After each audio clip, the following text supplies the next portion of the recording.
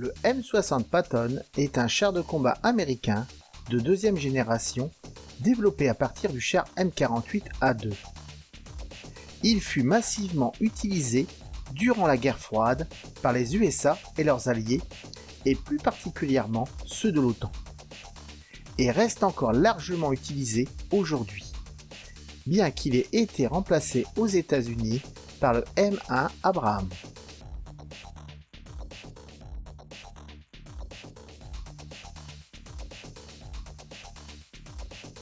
Étudié à partir de 1956, il entra en service en 1960. Ce fut le dernier d'une lignée de chars dénommés Patton. 2 ans plus tard, United States Army recevait les premiers M60A1. Objet de multiples améliorations, la dernière version M60A3, mise en service en 1978, a été produite jusqu'en 1983. Elle comportait un canon L7 britannique de 105 mm produit sous licence, un système de stabilisation de tir et une visée laser. Toutes variantes confondues, environ 15 000 exemplaires ont été construits, jusqu'à 1240 unités par an.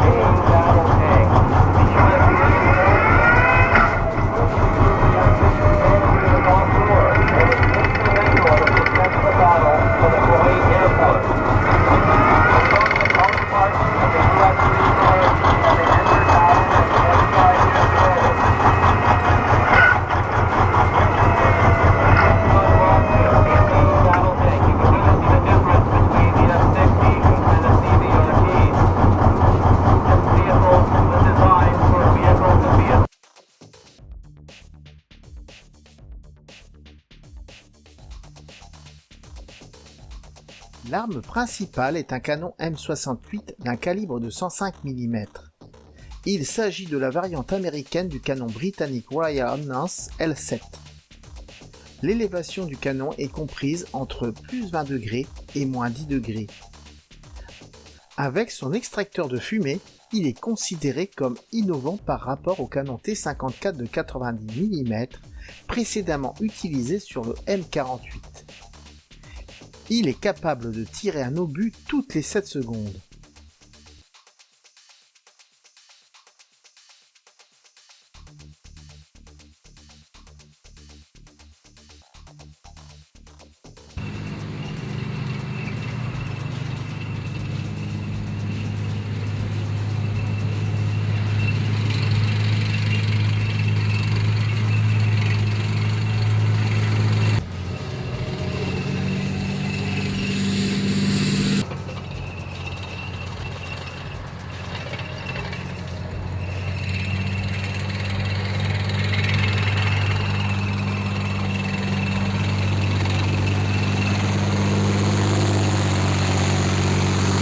Les gaz excédentaires libérés lors de l'ouverture de la culasse sont évacués par un ventilateur placé sous cloche dans le toit de la tourelle, à l'arrière droite, juste derrière la coupole du chef de char.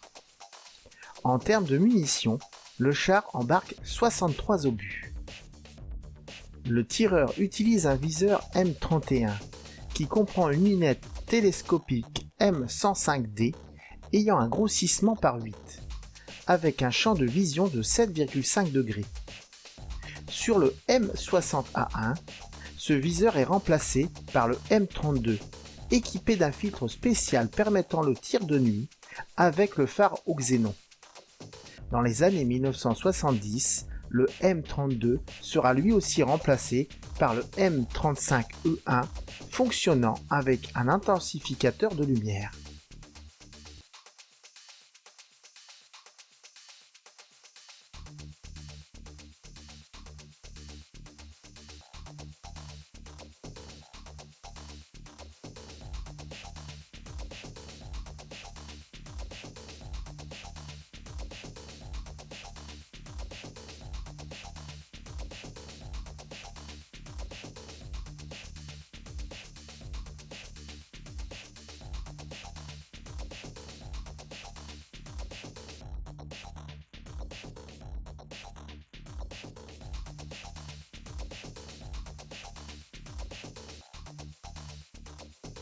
Pour l'observation, le chef de char dispose d'un périscope M28 monté au sommet de son tourello.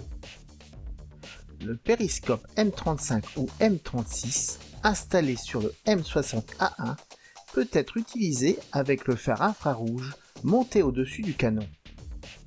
À partir des années 1970, les M35 et les M36 sont équipés d'un système amplification de lumière et ils prennent alors respectivement les désignations M35EA et M36E1. Le chargeur, quant à lui, dispose d'un unique périscope M37 fixé installé sur le socle rotatif. Sur le M60A1, le conducteur dispose de feux de route infrarouges, dont la lumière émise n'est uniquement visible qu'avec le périscope de conduite de nuit M24.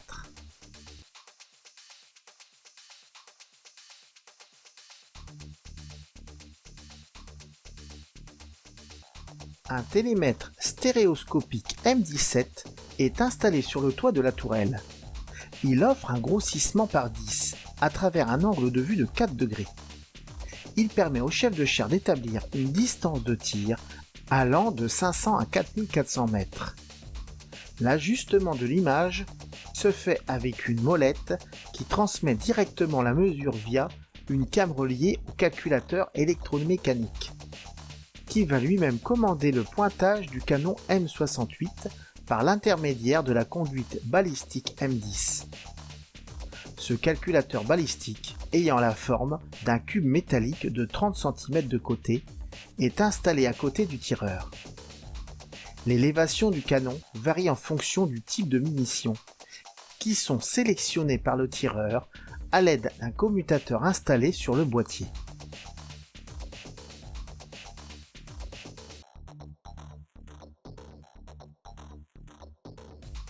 Les M60 sont propulsés par un moteur diesel Continental à 2 turbocompresseurs et à 12 cylindres, refroidis par air, dont la puissance atteint 750 chevaux à 2400 tours minute.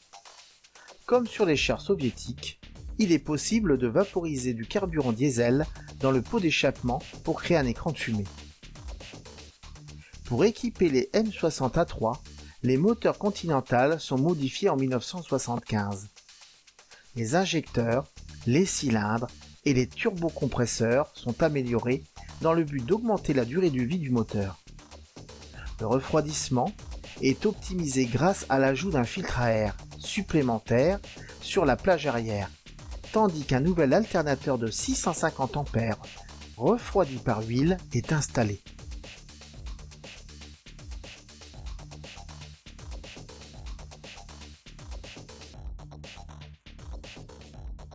Finalement, les chars se verront équipés d'un système VDS, Curl Exhaust Dust Ejector System, permettant par soufflage d'air comprimé le nettoyage des filtres à air encrassés par la poussière lors des engagements au milieu désertique. Le système VDS sera utilisé une trentaine d'années plus tard sur les M1A2 SEP.